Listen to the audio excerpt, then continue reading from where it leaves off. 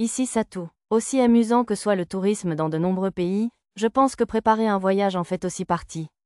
J'ai même entendu dire que certains se contentent de lire des magazines de voyage. Je vois, je sens le sel au loin, alors on doit se rapprocher, monsieur. Se balançant sur le chameau à l'avant de notre caravane, Tama et Pochi s'efforçaient de voir au loin. Le lendemain de ma visite au sanctuaire de la Sainte Femme, nous sommes allés accompagner le groupe de l'Empire Saga en voyage. Ensuite, nous avons passé 3 jours à visiter la ville sainte, et nous étions maintenant en route vers la zone de la porte ouest qui surplombait la mer intérieure. Arisa, qui partageait un chameau avec moi, m'a regardé par-dessus son épaule. Je ne sais pas, si elle t'a dit de rester dans la province de Parion un moment, ça ne veut pas dire qu'il va se passer quelque chose dans la ville sainte. N'aurait-elle pas dit, reste dans cette ville un moment, si c'était le cas? De plus, j'avais fait installer des plaques de sceau dans la cité sainte de Parion afin de pouvoir y retourner à tout moment grâce au sort de magie spatiale, retour, si nécessaire. Tant que je ne quittais pas les frontières du pays, tout devrait bien se passer. Je vois, un mur. Oui, Mia, c'est le poste d'observation idéal, je le déclare. Assise sur les épaules de Nana, Mia avait dû apercevoir soit le mur extérieur de la zone de la porte ouest, au-delà de la colline à la végétation clairsemée, soit la grande barrière qui entourait toute la province de Parion. Pochi contemplait avec envie le point de vue élevé de Mia. Ce doit être le mur extérieur, rapporta Lisa. Je vois la grande barrière, plus haute, au loin. Lisa se tenait directement sur son chameau. J'étais impressionné par son équilibre. Mia, Tama utilisa ses mouvements agiles de ninja pour grimper sur les épaules de Lisa et s'y tenir. Arisa sourit. On dirait une troupe d'acrobates, ou un numéro de cirque. Pochi veut aussi faire l'acte Omaticus, monsieur. Sur ces mots, Pochi tenta de grimper sur les jambes de Lisa et perdit aussitôt l'équilibre, manquant d'entraîner Lisa et Tama dans sa chute lorsqu'elles tentèrent de la retenir. Heureusement, elles réussirent à se redresser sur le chameau sans que j'aie besoin d'utiliser ma main magique télékinétique pour les soutenir. Une autre victoire pour les muscles et les mouvements athlétiques. Ça fait beaucoup de bateaux. Des voiliers, des galères, même un navire express avec des phoques. Il y en a tellement de différents. Porte d'entrée des régions occidentales, au bord de la mer intérieure, la zone de la porte ouest comptait d'innombrables navires amarrés à ses quais et des dizaines d'autres au large, attendant d'entrer dans le port. Outre les marchands et les marins, des dockers s'activaient activement autour du port, étant d'entrepôts pour stocker temporairement les marchandises que je ne pouvais même pas tous les distinguer de loin. Tout le monde est habillé avec tant de raffinement ici. Surtout après tous ces vêtements unis dans la ville sainte. On dirait qu'ils viennent du monde entier. Arisa et Lulu contemplèrent les tenues des marchands et des marins. Comme presque tout le monde dans la ville sainte portait du noir ou du beige, c'était un vrai régal pour les yeux. Ça bouge, il y a plus de variété que dans la cité marchande du royaume de Shiga ou sur la route du sucre, je vous assure. Nana avait raison, les races, les vêtements et les couleurs étaient très variés. J'avais remarqué que les habitants des sables semblaient eux aussi surmenés, mais je ne l'avais pas mentionné, car les filles ne semblaient pas l'avoir remarqué. Les estomacs de Tama et Pochi gargouillaient musicalement. Faim, on pourrait peut-être déjeuner. Ça sent bon là-bas, monsieur. Je parie que c'est monsieur stand de nourriture, monsieur. Avant que j'aie pu finir de parler, Pochi se dirigeait déjà vers le quai où les bateaux de pêche étaient amarrés. J'ai décidé de me fier à son appétit affamé, même si je n'avais encore rien senti. L'odeur provenait des étals de l'autre côté du marché aux poissons. Il y a tellement de poissons colorés. Ça me rappelle la route du sucre. Les coquillages ont des formes étranges, je remarque. Lulu et Nana m'ont montré des poissons très différents de ceux de la côte de Shigan. Plus le poisson est coloré, meilleur est le goût. Ce gangazi est en pleine saison. Achetez-en et vous ne le regretterez pas, croyez-moi. Le gangazi, c'est super, mais le modogaisi, c'est la solution si vous avez beaucoup de bouche à nourrir. C'est meilleur bouilli à la sauce soja, vous comprenez? J'en prends 14 de chaque sorte, alors. Oh là là, il a compris. Le gangazi est meilleur fileté au vinaigre, je te le dis. J'en rajoute quelques-uns pour que tu puisses t'entraîner. Et puis, je t'offre un modogaisi en plus, c'est la maison. Allez, ne sois pas si radin. On a un client étranger, alors vas-y à fond. Parfait, parfait. Que la lampe de la déesse Parion me brûle, j'en rajoute 2. Lulu sourit en achetant du poisson au poissonnier enthousiaste. Pendant ce temps, l'expression de Nana était toujours aussi impassible tandis qu'elle achetait suffisamment de crustacés pour déborder de son panier. Dites, monsieur, que diriez-vous d'Isugazi? C'est parfait pour s'amuser un peu en soirée. Avant que mon regard ne s'attarde sur le décolleté d'une vendeuse sexy, Mia tira sur ma manche d'un MRRR, grommelé, m'évitant d'acheter du poisson qui aurait pu me redonner de l'énergie. Que diriez-vous d'un peu de kraken, mademoiselle? On a aussi des calamars volants. Les krakens dans cette eau devaient être jeunes, leur corps ne mesurait qu'1,80 m. Je n'en ai pas acheté, car j'en avais déjà des tonnes en réserve. Cependant, les oreilles en forme d'aile du calmar volant ont suffisamment piqué ma curiosité pour que j'en achète quelques-uns. Ainsi, lorsque nous avons traversé le marché aux poissons, nous avions acheté des tonnes de fruits de mer différents. Miam, les crevettes et le crabe grillé sont tellement croustillants. Lorsque nous avons enfin atteint l'espace restauration après le marché aux poissons, nous étions tous impatients de déguster des fruits de mer frais. À côté de Tama et Lisa, Pochi dévorait son calmar grillé avec une concentration intense. Elle devait avoir très faim. Le ragoût de Modogaisi est riche et délicieux, je vous le dis. Ce gangazi mariné aux algues est aussi savoureux et rafraîchissant. Nana préparait un ragoût froid, tandis que Lulu avait choisi un plat au vinaigre. Oui, c'est ça. La simplicité, c'est mieux. Tenant une brochette de poisson salé d'une main et une brochette de crevettes de l'autre, Arisa prit la pose d'un personnage de manga gastronomique. Rien ne vaut du poisson frais grillé au charbon de bois. Satu. Mia apporta un bol rempli de ce qui ressemblait à des lamelles de gelée d'agar-agar.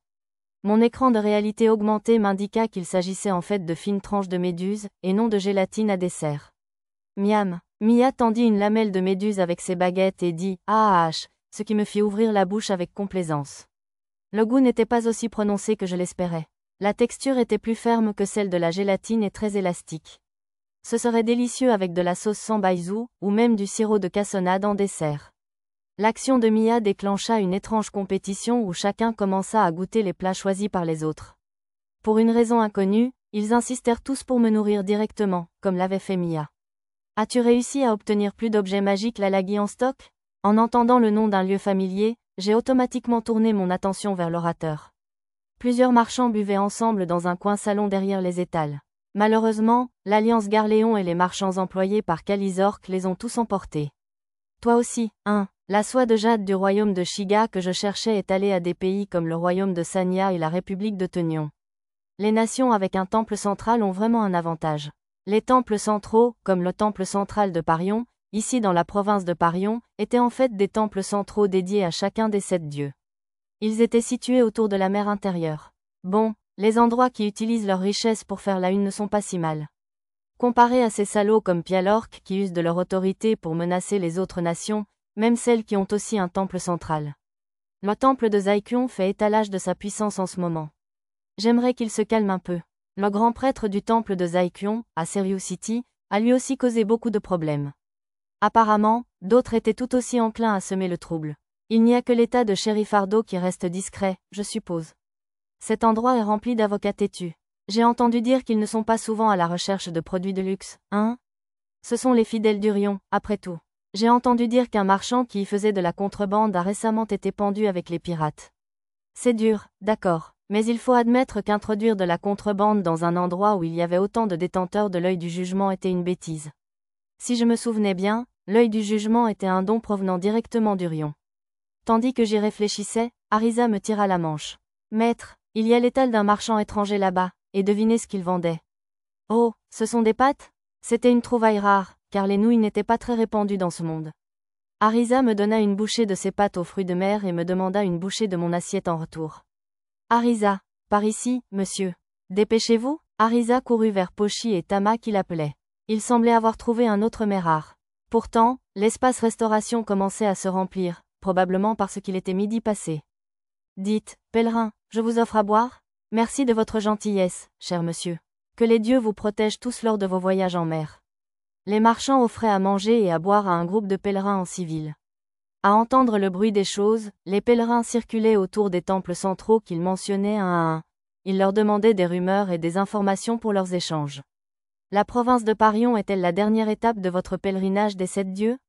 Non, il n'y avait pas de voie maritime pour rejoindre le royaume de Pialork. Nous sommes en route vers la côte sud pour y aller, puis nous visiterons peut-être le royaume de Sanya par voie terrestre. Peut-être par voie terrestre, mais la mer de sable qui entoure le royaume de Sanya est comme n'importe quel océan. Soyez prudents en chemin. J'apprécie le conseil. Que les dieux bénissent votre commerce et vos voyages. Le royaume de Sanya, où se trouvait le temple central d'Eralion, ne bordait pas la mer intérieure. Je décidai d'offrir quelques bouteilles de mon meilleur saké pour participer à la conversation des marchands et recueillir leurs précieuses informations. Recueillir les ragots locaux fait aussi partie du plaisir du voyage, vous savez? Ça vous dérangerait si je vous accompagnais un moment? Oh, bien sûr, tout jeune homme bien qui connaît la valeur d'un bon verre est toujours le bienvenu ici. Il n'avait aucun problème à accueillir un étranger. C'était peut-être la nature d'une ville portuaire.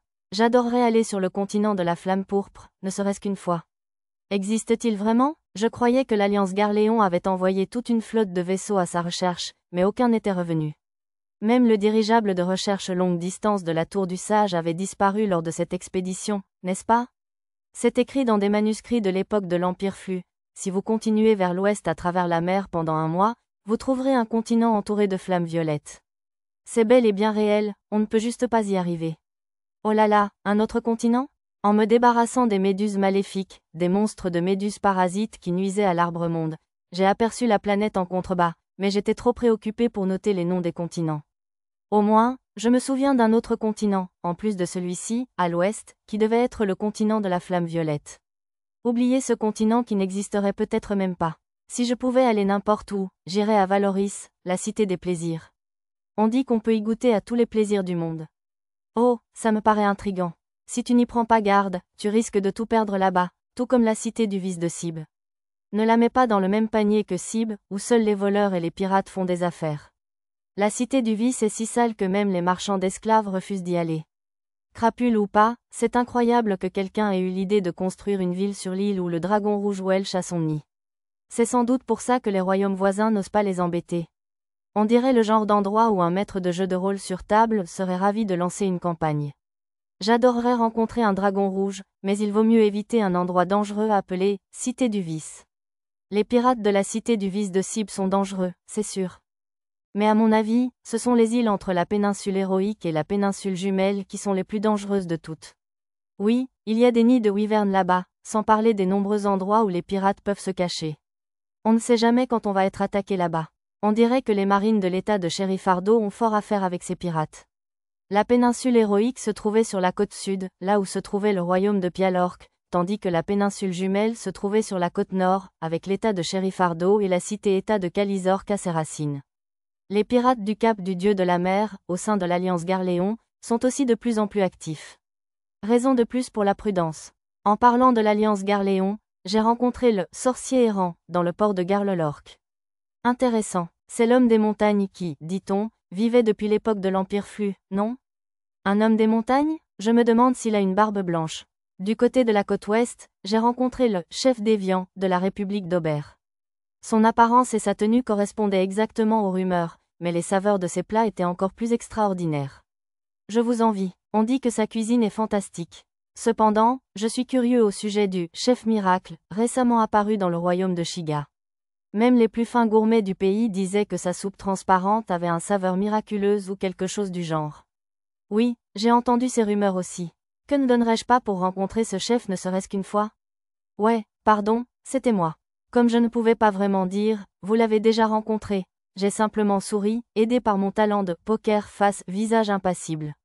Monsieur, il est temps que la lumière de la lampe soit conférée à la lanterne du navire. Un serviteur est venu chercher l'un des marchands, qui s'est excusé et s'est dirigé vers le temple. Parle-t-il de la lumière de Parion? Oui, exactement la même. C'est incroyablement efficace pour repousser les monstres marins. Cela implique une offrande conséquente. La sécurité est primordiale, cependant. Le prix n'est pas si élevé. Après tout, seuls les fidèles de Parion pouvaient emprunter une lanterne. Maintenant, tout le monde peut s'en servir, il suffit d'un peu d'argent. C'est vrai, depuis le début du règne du pontife Sarsari, les droits de port sont quasiment nuls. Et avec suffisamment d'argent, on vous autorise même à engager un prêtre pour prolonger l'effet de la lampe pour voyager à l'étranger. Tout cela semblait concorder avec ce que m'avait dit le cardinal. À ce propos, j'ai entendu dire que le héros de l'Empire des sagas se trouvait dans la Cité Sainte. On m'a dit qu'il avait collaboré avec Sir Medzalt, le porteur de l'épée sacrée du temple de Parion, pour vaincre le seigneur démon apparu dans les antres du mal. Sir Medzalt est vraiment incroyable. Pas étonnant qu'il ait été choisi par le Bloodgang de l'épée sacrée. À propos de Sir Medzalt, j'ai entendu dire qu'il apprécie le saké aux fleurs de la République d'Aubert. Si c'est tout ce qu'il faut pour se lier d'amitié avec quelqu'un qui a aidé à vaincre un seigneur démon, ce serait un petit prix à payer. Je flaire une opportunité commerciale. Les marchands échangèrent un sourire. J'imagine que les vrais hommes d'affaires savent toujours être à l'affût du profit, même lorsqu'ils ne font que bavarder. Maître, la voix d'Arisa détourna mon attention des marchands. Les filles avaient fini de manger et faisaient leurs courses à un stand voisin. Lulu fixait quelque chose d'un regard intensément fixé. Je m'excusai auprès des marchands et m'y dirigeai. Le stand était garni de petites bouteilles contenant ce qui ressemblait à du sucre candi. Ce sont des gemmes de sel du royaume de Sanya. Goûtez-les une fois, et vous ne vous lasserez pas de leur saveur corsée. Le vendeur utilisa un marteau pour briser une des gemmes de sel et nous la tendit sur un morceau de papier. J'ai touché le sel du doigt et je l'ai goûté. C'était une sorte de sel gemme, bourré de minéraux. Bien qu'il ait un goût un peu étrange, il serait parfait pour griller des viandes corsées. Combien ça coûte? Une pièce d'or si tu achètes une bouteille. C'est très cher. J'en achèterai une pour une demi-pièce d'argent. Lulu s'est immédiatement mise à marchander le prix exorbitant. D'après ma compétence, estimation, elle valait environ une pièce d'argent. Les pièces d'or de la province de Parion étaient plutôt grosses, tandis que celles d'argent étaient un peu plus petites, ce qui signifiait que 20 pièces d'argent équivalaient à une pièce d'or. L'argent avait apparemment moins de valeur dans les régions occidentales. Au lieu de grosses pièces de cuivre, on trouvait des demi-argent, des pièces d'argent coupées en deux, et des quarts d'argent, de petites pièces carrées. D'accord. Pour toi, je te ferai 3/4 d'argent. Lulu avait remporté la bataille du troc. Tu n'en achètes pas, maître? Puisque nous prévoyons d'aller au royaume de Sanya, je m'approvisionnerai directement à la source. Une bouteille devrait largement suffire pour tester en attendant. Elles sont vraiment mignonnes, quand même. Peut-être ferait-elle un bon souvenir? Je n'y avais même pas pensé. Cela ne plairait peut-être pas aux nobles, mais ce serait sans doute un beau cadeau pour ma prochaine visite à Hikaru ou à la compagnie Eshigoya. Zena, Karina, les sœurs de Nana et nos autres amis de Labyrinth City pourraient aussi en apprécier. Je suis revenu sur ma déclaration précédente et j'ai fait le plein de bouteilles de gemmes de sel. Il va sans dire que Lulu a négocié un prix de gros encore plus avantageux. On dirait que vous vous amusez bien, jeune maître. Un homme passant derrière moi m'a murmuré à l'oreille. C'était l'ancien voleur fantôme Pippin, qui travaillait désormais comme agent de renseignement pour la compagnie Eshigoya. Salut, Pippin, merci encore pour ton aide. Le héros te remercie aussi. Content de l'apprendre. J'ai demandé à Pippin de repousser des tentatives d'empoisonnement et d'assassinat sur Hayato, le héros dans la Cité Sainte. Que faites-vous aujourd'hui? Une nouvelle mission pour le seigneur Kuro. Pippin a légèrement haussé les épaules. Il veut que je fasse des repérages et autres pour ouvrir de nouvelles succursales dans les régions occidentales. Bien sûr, je le savais déjà. C'est moi qui ai donné l'ordre à mon retour du manoir du cardinal. Je comptais faire venir des candidats à la direction de succursales et des employés de l'entreprise par téléportation après que le messager Viverne envoyé par le cardinal les ait rejoints, ce qui devrait être le lendemain. Bon, ça ne me dérange pas que le seigneur Kuro me fasse travailler d'arrache-pied, mais il ne m'a pas donné les fonds nécessaires pour tout ça. Oups, j'ai oublié de lui donner le capital nécessaire. Je vois, alors tu veux que je te le prête? Tu es rapide, une centaine de pièces d'or serait l'idéal. Je n'ai pas beaucoup de pièces d'or de la province de Parion. Je peux les échanger moi-même. J'ai tendu à Pippin une bourse de pièces d'or du royaume de Shiga. La prochaine fois, je devrais probablement utiliser le sort de magie spatiale transfert de matériel. Merci beaucoup. Attends, c'est pas un peu excessif? Le reste est une récompense. C'est ma façon de vous remercier d'avoir protégé le héros de l'ombre. Merci, jeune maître, vous êtes un vrai brave homme. Dites, si c'est votre première fois en ville, vous devriez faire un tour au bazar du côté sud. Ils ont toujours plein de marchandises insolites et de curiosités fraîchement sorties de la mer intérieure. Sur ce, Pippin disparut dans la foule, une bourse remplie d'or à la main. C'était le voleur fantôme, c'est ça? Oui, je lui ai demandé de protéger le héros de l'empoisonnement. Ensuite, il va s'occuper des reconnaissances préliminaires pour l'ouverture de nouvelles succursales de la compagnie Eshigoya. Alors que Pippin partait, Arisa arriva, ses courses terminées. Bref, il m'a parlé d'un bazar. Allons y jeter un coup d'œil.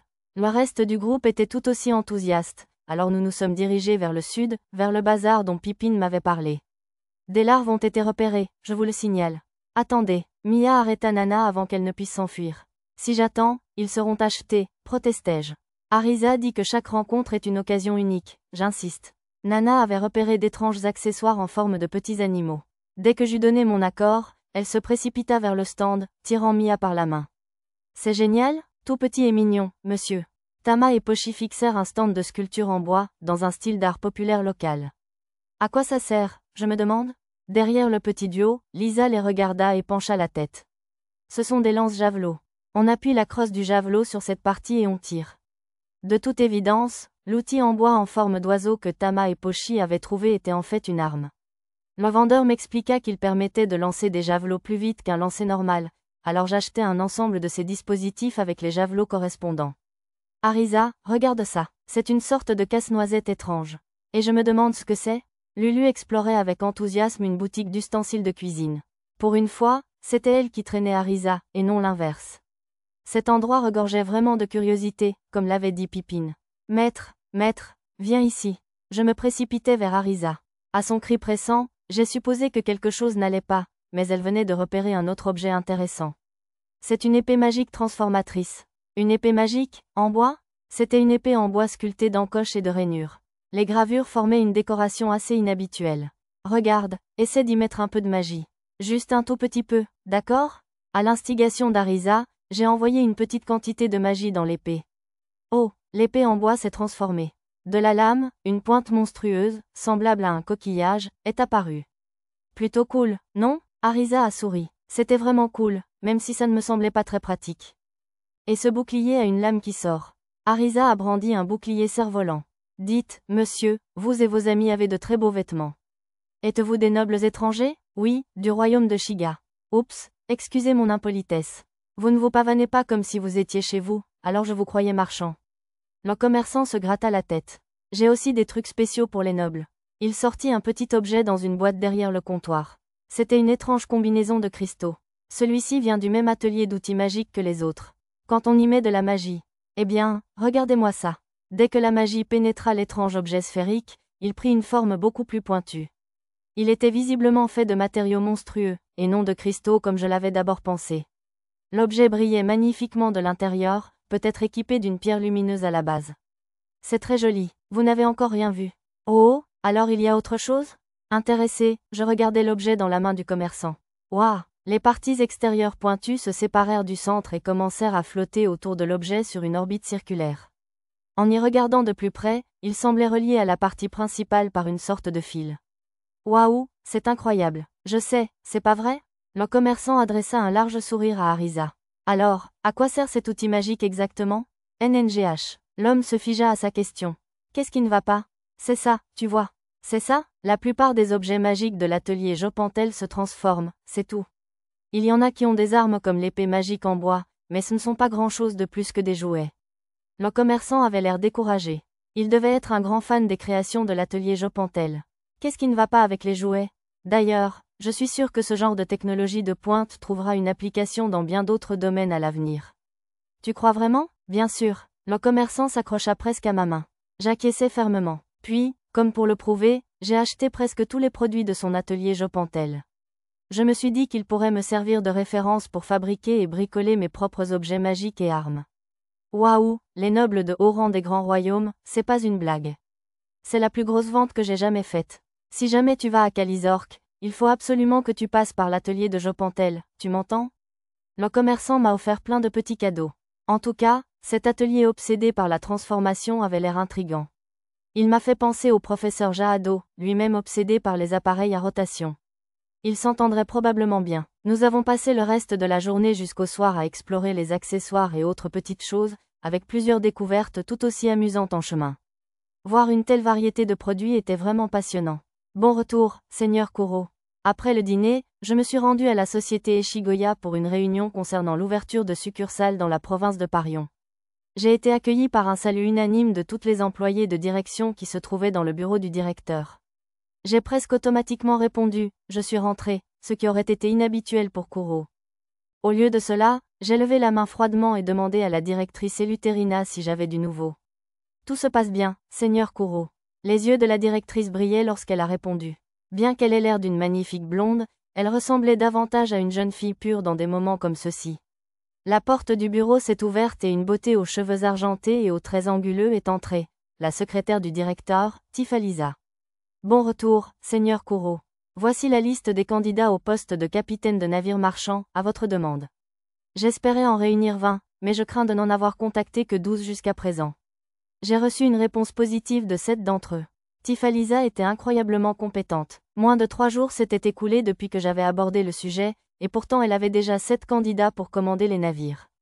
En parcourant la liste, j'ai constaté que 3 d'entre eux étaient des vétérans ayant déjà voyagé sur la route de l'Ouest, tandis que les autres étaient de jeunes talents expérimentés sur la route du sucre. Comme c'est un long voyage, 10 serait l'idéal. J'ai acquis 10 navires à Tartumina, la cité marchande, et je les ai amenés ici, si vous pouviez les préparer.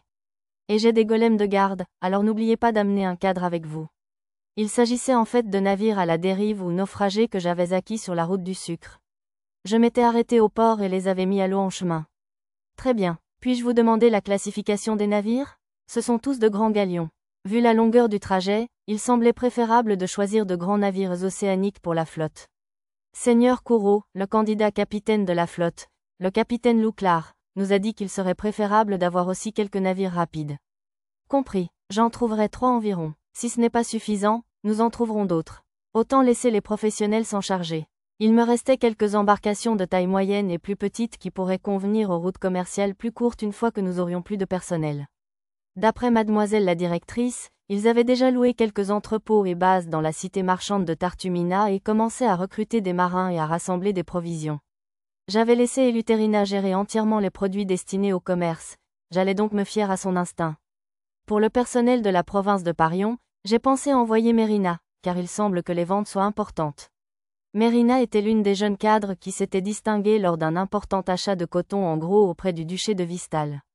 Elle était alors responsable de services comme la soie de jade et la couture. Cependant, son expression laissait transparaître son impatience, alors je lui ai accordé la permission. D'accord, tu seras parfaite pour ça. Mérina avait un instinct exceptionnel pour les achats en gros et l'estimation des valeurs marchandes.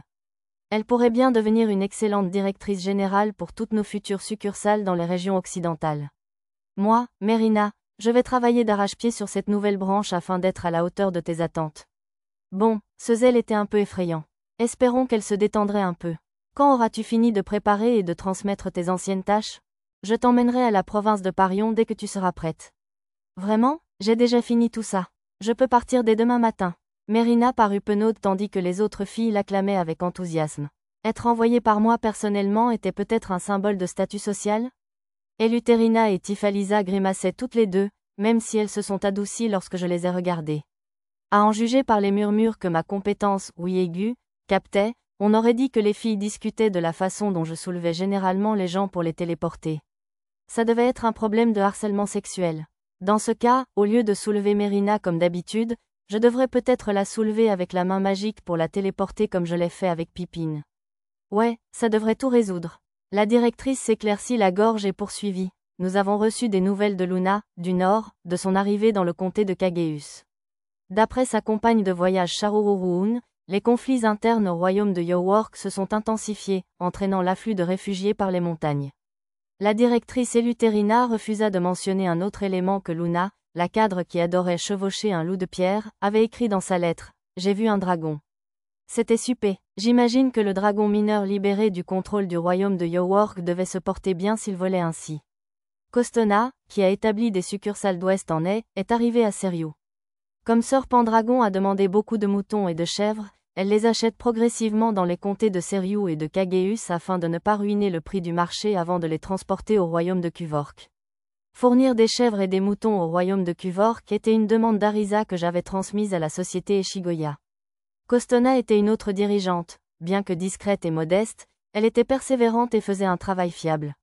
Jusqu'à présent, elle assistait les Mérina et négociait des accords pour nos projets de franchise. Nous avons presque terminé l'installation de succursales au sein du royaume de Shiga. Le volume d'échanges dans les pays voisins du centre et de l'Est est bien plus restreint, nous envisageons donc d'embaucher des locaux pour créer des succursales plutôt que des magasins à part entière. Nous avons déjà recruté des personnes bien connectées dans les royaumes de Siruga et de Makiwa à l'est, ainsi que dans les royaumes de Kazo et de Saga au nord. Nous y enverrons du personnel dans les prochains jours. L'installation des succursales se déroulait donc sans problème.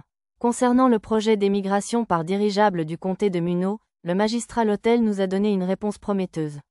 Des artisans qualifiés, des ingénieurs, des fonctionnaires et d'autres intellectuels seront envoyés à Muno City, tandis que les autres iront à Brighton City, où il prévoit de nommer le vicomte Pendragon vice-roi, et dans les villages abandonnés environnants. Me nommer vice-roi? Depuis quand? Je suis sûr que ce n'est qu'une mission temporaire, puisqu'ils n'ont personne d'autre à nommer vice-roi pour le moment, mais bon, voyons. Brighton City était autrefois infestée de monstres jusqu'à ce que nous la chassions secrètement lors de nos moments libres dans la capitale royale. Il me semblait avoir entendu dire que Brighton City avait été détruite par le roi des morts-vivants, et était devenue un territoire de monstres? Eh bien, voyez-vous, il semblerait que les monstres aient été éradiqués à un moment donné. Un ancien aventurier du Mithril, vassal du comte Muno, est allé le confirmer. Apparemment, même le magistrat l'hôtel ignore ce qui s'est passé.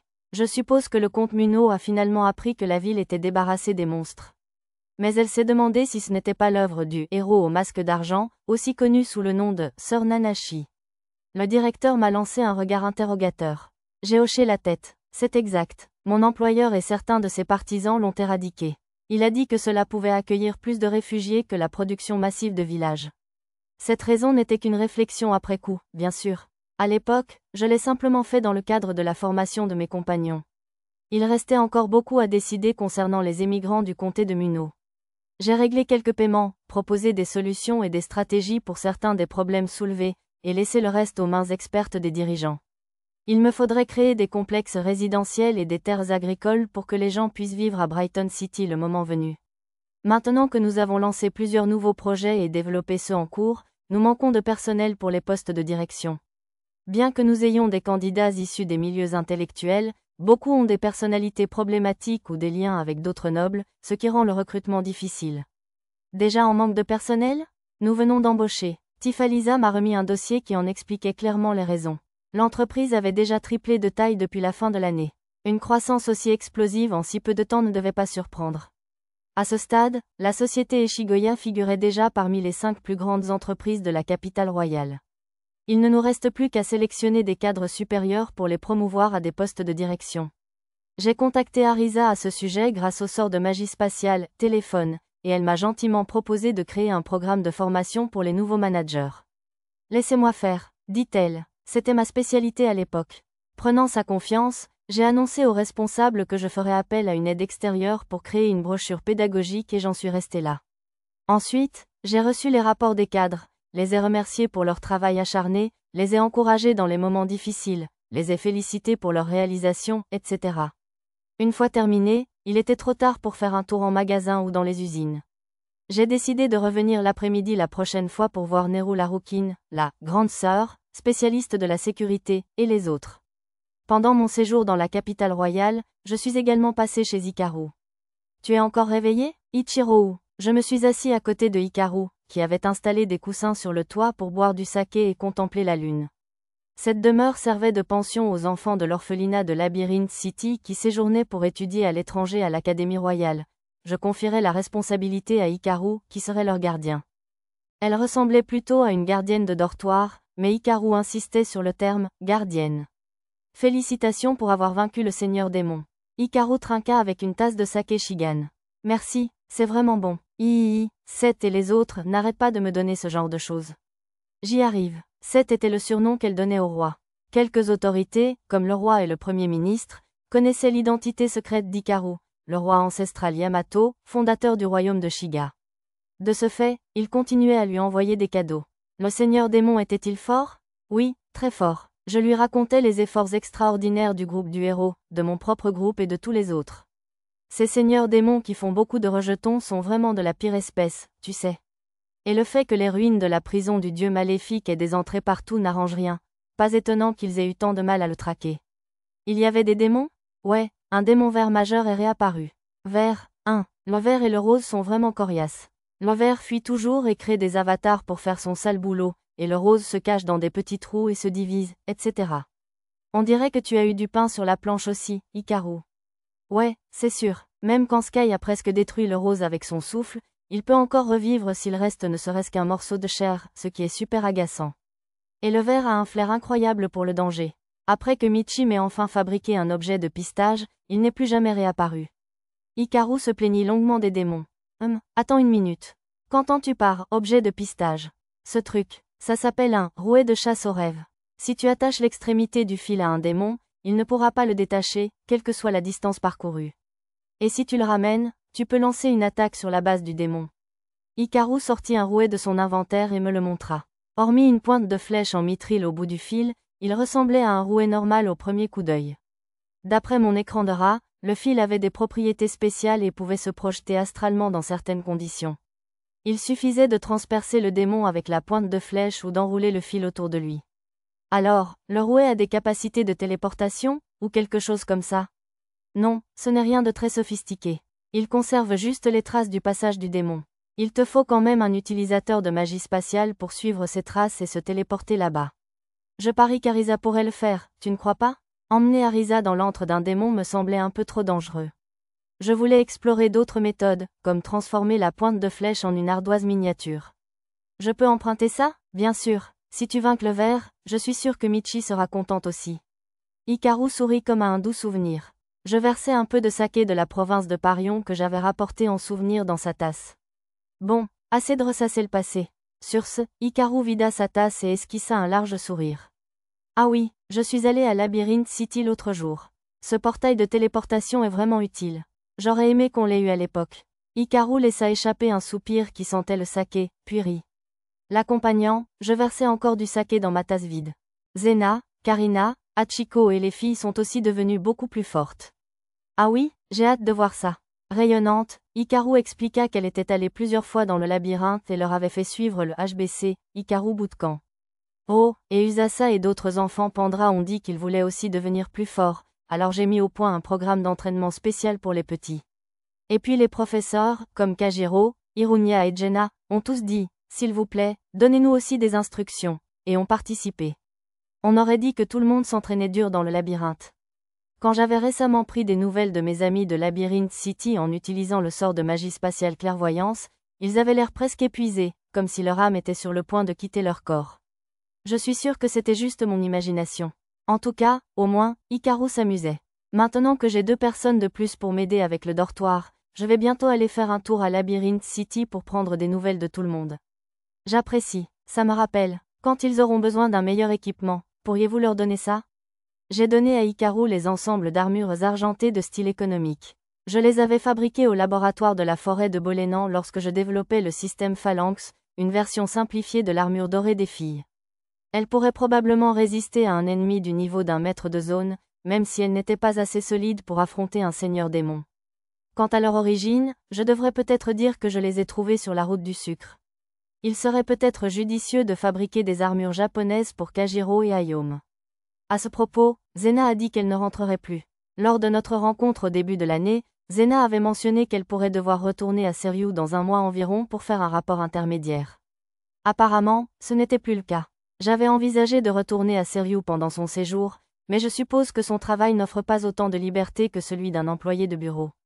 D'après Hikaru, ce voyage a été annulé parce que le 2e petit dirigeable construit par la société Eshigoya est sorti plus tôt que prévu.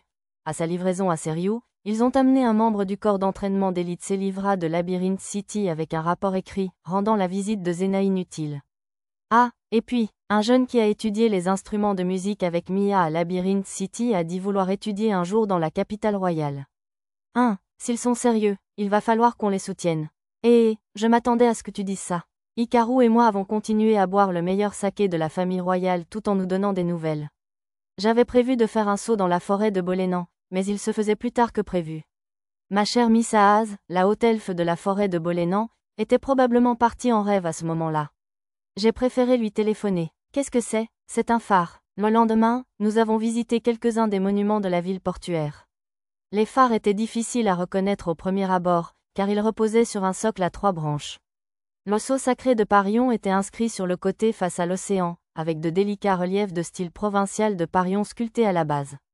C'était l'un de leurs sites touristiques les plus populaires, à en juger par la foule de touristes. Les larves s'amusent, je vous le dis. J'ai suivi le regard de Nana et j'ai aperçu un jeune couple avec un adorable bébé. Ah, la femme, qui se protégeait les yeux de la main, s'est effondrée. Pendant que son mari la rattrapait, le bébé s'est échappé des mains de sa femme et a dégringolé. J'ai vu les filles bêtes et Nana foncer vers elles avec clignement des yeux, mais elles n'ont pas pu arriver à temps.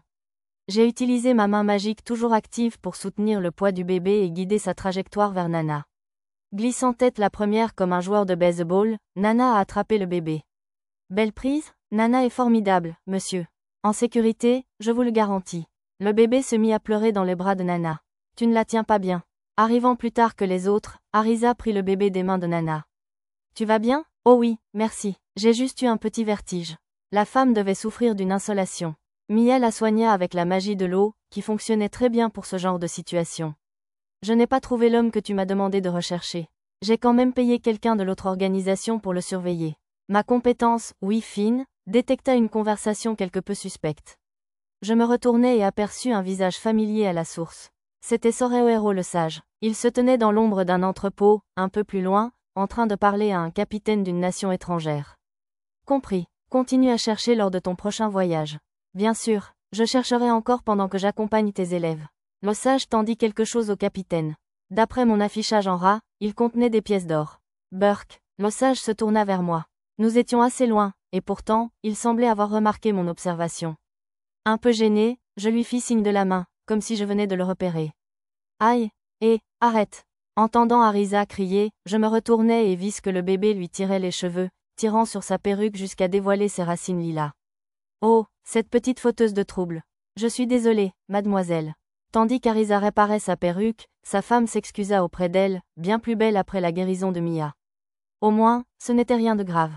Quand je me retournai, le sage était déjà parti. Vite, maître, vite.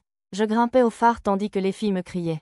Merveilleux, merveilleux, monsieur. Tout le monde était ravi de la vue à 360 degrés sur le ciel bleu limpide et l'océan qui s'étendait à perte de vue. Nous avons contemplé les navires de différentes nations ancrés dans le port en contrebas, et j'ai répondu aux questions des enfants du mieux que j'ai pu. De là aussi, nous pouvions voir une grande partie des installations portuaires. C'était plus amusant que je ne l'espérais. Une fois rassasiés par la vue magnifique, nous sommes redescendus au pied du phare. Maître, sur un ton d'avertissement, Lisa s'est placée devant moi. Devant elle se tenait le sage. Derrière lui se trouvaient 2 personnes portant le titre explicite des « élèves du sage ». L'une de ces élèves était une jolie fille à la frange droite, tandis que l'autre était un homme au visage rude. « Bonjour. Vous visitez le phare avec vos élèves, monsieur le sage ?» Comme il nous attendait en bas, je n'avais aucun doute qu'il était là pour s'assurer que je ne raconte à personne ce que j'avais vu ou entendu entre lui et le capitaine du navire. Non, je suis venu recruter. Mais au lieu de me fixer, ses yeux étaient fixés sur mes compagnons derrière moi. Recruter, dis-tu? C'est exact. C'est l'occasion de développer ton talent naturel.